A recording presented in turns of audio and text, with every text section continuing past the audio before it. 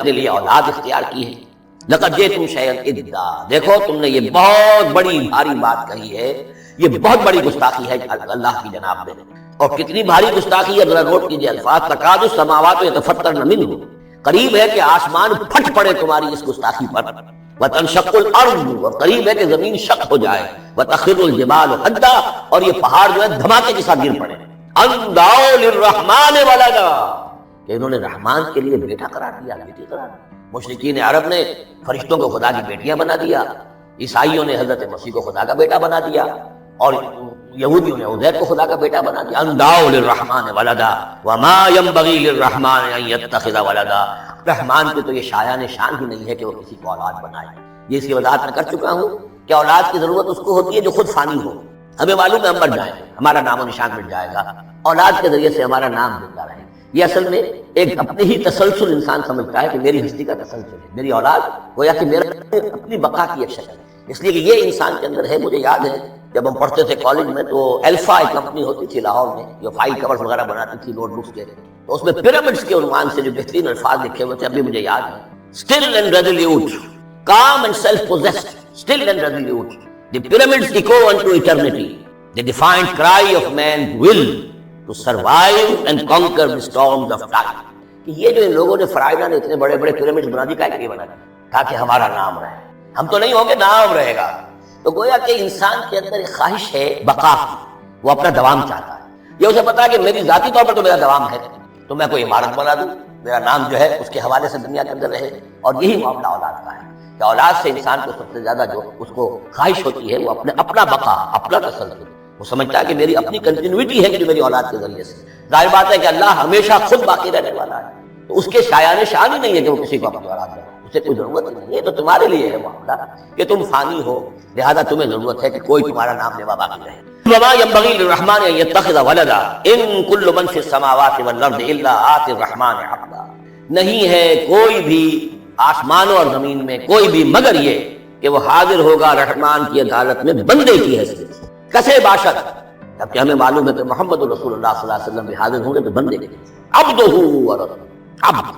اور حضور فرماتے ہیں کہ اس روز میدان حشر میں لواء الحمد بیدی، میرے ہاتھ میں ہوگا حمد کا جھنڈا، اور اس روز جو میں حمد کروں گا اللہ کی وہ آج نہیں کر سکتا. اللہ تعالیٰ کی حمد بیان کریں گے محمد رسول اللہ عدالت خداوندی. معلوم یہ ہوگا کہ جو بھی آئے گا بندہ بندہ آئے گا. وہ عیسیٰ ہو یا عیسیٰ ابن مریم انت قلت للناس اتخذونی وامي الہین من دون اللہ، سوال کیا جائے گا. تو فرمایا کہ ان کل من فی السماوات والارض، یقیناً کوئی نہیں ہے آسمانوں اور زمین میں الا آتی الرحمن عبدا، مگر وہ رحمان کی خدمت میں آئے گا، حاضر ہوگا بندے کے لیے. لقد احصاهم، اس نے ان سب کی گنتی کی ہوئی ہے، ان کا پورا احاطہ کیا ہوا ہے، کوئی چھپ نہیں رہے گا، کہیں بچ کر نہیں رہ جائے گا. عدهم عدا، اور ہم نے پوری گنتی رکھی ہوئی. وکلہم آتی ہے یوم القیامت فردا، قیامت کے دن یہ سب کے سب آئیں گے تو ایک فرد کی حیثیت، انڈیویجول کیپیسٹی. محاسبہ ہوگا، نہ ماں باپ ساتھ ہوں گے کوئی شفاعت کرنے کے لیے، کوئی گڑگڑانے کے لیے، نہ اولاد ہوگی، نہ شوہر کے ساتھ جوری ہوگی، نہ جورو کے ساتھ شوہر ہوگا. ہر ایک شخص نفسی نفس، اپنی جان. وکلہم آتی ہے یوم القیامت فردا. میری جو کتاب ہے سابقہ اور موجودہ مسلمان امتوں کا ماضی اور مستقبل، اس میں ایک چیپٹر ہے قرآن کا قانون عذاب، کہ عذاب جو قوموں کے اوپر آتا ہے وہ دنیا میں آتا ہے، آخرت کا عذاب جو ہے وہ افراد.